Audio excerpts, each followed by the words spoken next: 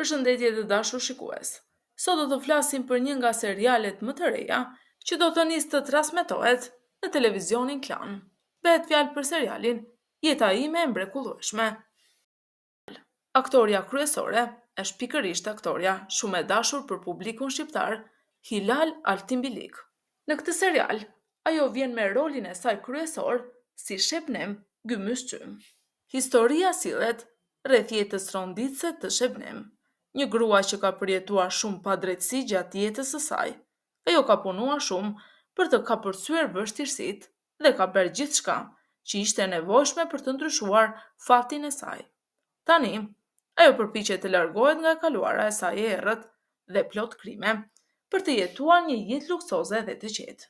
Në shoqërinë e lartë, Shebnem është një figurë e njohur dhe e respektuar. Ajo ka një shtëpi si në ëndër, një bashkëshort për te pritshmërive të saj dhe 2 fëmijë të mrekullueshëm. Duke jetuar jetën në maksimum, kjo grua e re ka arritur të ndryshojë fatin e saj të vështirë, duke u ngritur nga thellësitë drejt majave. Megjithatë, kjo jetë luksoze dhe plot shkëlqim fillon të marrë çarje në hijen e anës së errët të Shebnemit. Për herë të parë, ajo e gjen veten duke ecur në një rrugë të papritur dhe të rrezikshme, ku e kaluara e saj kërcënon të shkatërrojë gjithçka që ajo ka ndërtuar. Tani le të ndalemi pak edhe tek personazhet e tjerë kryesor që të njiheni mirë me këtë serial. Mesut është një polic karizmatik, i admiruar nga gratë përreth tij për inteligjencën dhe sharmin e tij. Pasi ka studiuar psikologji, ai vendos të bëhet polic. Ai e ushtron profesionin e tij me shumë sukses, fal mendjes së tij të mprehtë dhe kënguljes së fortë. Shikimi i tij i thellë dhe kuptim plot shpesh e bën personin përballë tij të vërë në dyshim vetveten, edhe pse deri tani nuk ka pasur kurrë një lidhje të thellë në jetën e tij personale, detyra e re që merr i hap dyer drejt një jete krejt tjetër. Mesuti përkushtohet plotësisht zbulimit të misterit të personit që ka përballë, duke u përballur me dilema që nuk i ka përjetuar kurrë më parë. Megjithatë, gjërat nuk do të shkojnë as pak ashtu siç ai kishte parashikuar. Në fillim të 40-tave të tij, Onur Gümüşçy është trashëgimtar i vetëm i familjes Gümüşçy. I lindur në një jetë të privilegjuar dhe i rritur me dashuri e përkujdesje, ai i përket një pakice me shumë fat. Onur, i cili zotëron një kompani energjie, është gjithmonë në qendër të vëmendjes me stilin e tij, buzëqeshjen, trupin atletik dhe qëndrimin e sigurt. Edhe pse pas martesës, ai duket i kënaqur me jetën e tij si një njeri familjar, një hije nga e kaluara i kujton kohët kur adrenalina ishte pjesë e jetës së tij dhe kur të gjithë reflektorët nuk ishin të drejtuar te fëmijët e tij, por tek vetë ai. Niazi është një nga personazhet negativ në këtë serial, ku në ditët e vështira dhe të paharrueshme të Shebnemit në Izmir, ai e njihte Shebnemin që nga fëmiria. Sa herë që e shihte atë të vogël, e shtynte, e ngacmonte dhe shpesh i merrte parat me forcë. Vite më vonë, kur vajza e dikushme është bërë Shebnem Gümüşçy, rrugët e tyre kryqizohen përsëri. Niazi përballet me të dhe fillon ta kërcënojë me sekretet e së kaluarës, duke u përpjekur ta shantazhojë për para. Megjithatë, gjërat nuk shkojnë as pak ashtu siç e kishte planifikuar Niazi, që nga ajo ditë Niazi bëhet dikush me të cilën Shebnem do të flasë në mënyrën e saj dhe prania e tij do të mbetet e lidhur me të kaluarën e errët që ajo përpiqet ta fshehë. Melisa është një grua shumë tërheqëse, që bie menjëherë në sy me energjinë e saj, pamjen magjepsëse dhe stilin e saj që e bën të duket si një ikon mode.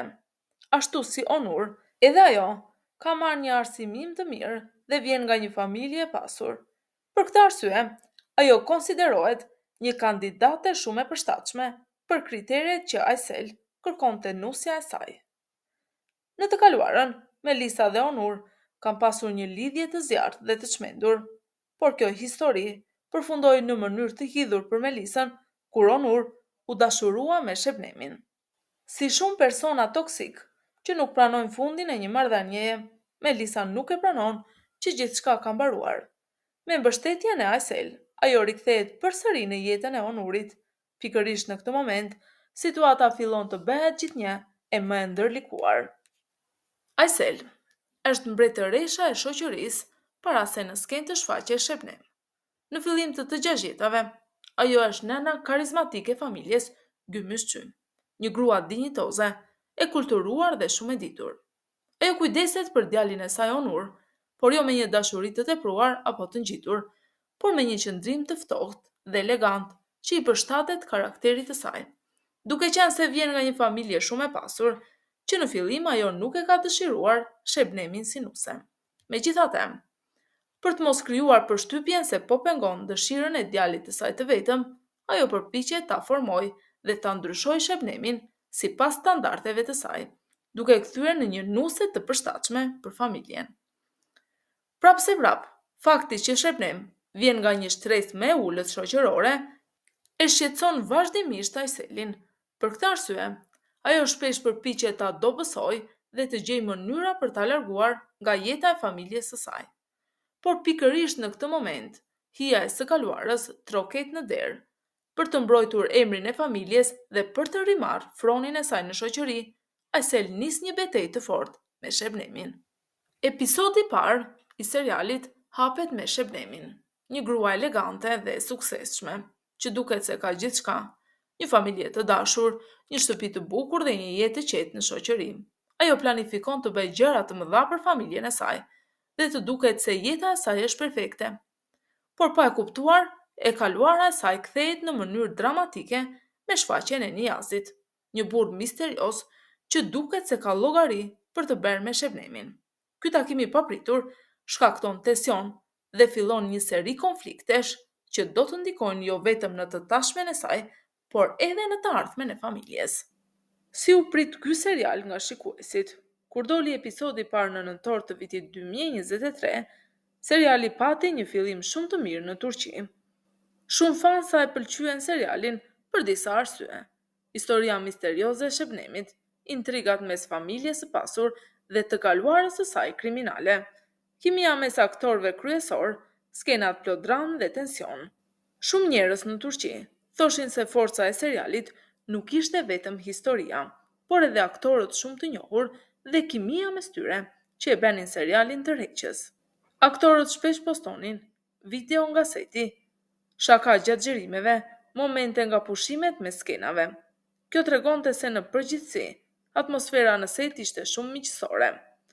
Gjatë transmetimit të serialit, u shtuan edhe aktorë të rinj për ta bërë historinë më interesante. Në disa episode, u shtua edhe një personazh i ri në hetimin e krimeve. Në intervista disa aktorë kanë thënë se shumë skena emocionale janë xhiruar shumë herë për të arritur perfeksionin. Disa skena dramatike kërkonin 10 deri në 15 dubla. Kjo është një nga arsyet pse serialet turke kanë skena shumë intensive emocionale. Kjo ishte një përmbledhje ku ju prezantuam me serialin e ri turk. Jeta ime e mrekullueshme. Shpresojmë që t'ju ketë pëlqyer dhe t'ju ketë bërë kurioz ta shikoni këtë histori, plot mister, dramë dhe intriga. Na shkruani në komente, a e keni parë më parë këtë serial? Cili personazh ju duket më interesant? Mendimi juaj ka shumë rëndësi për ne. Mos harroni të bëni like, të abonoheni në kanal dhe të aktivizoni zilen që të mos humbisni videot e tjera me përmbledhje dhe histori të serialeve më të njohura.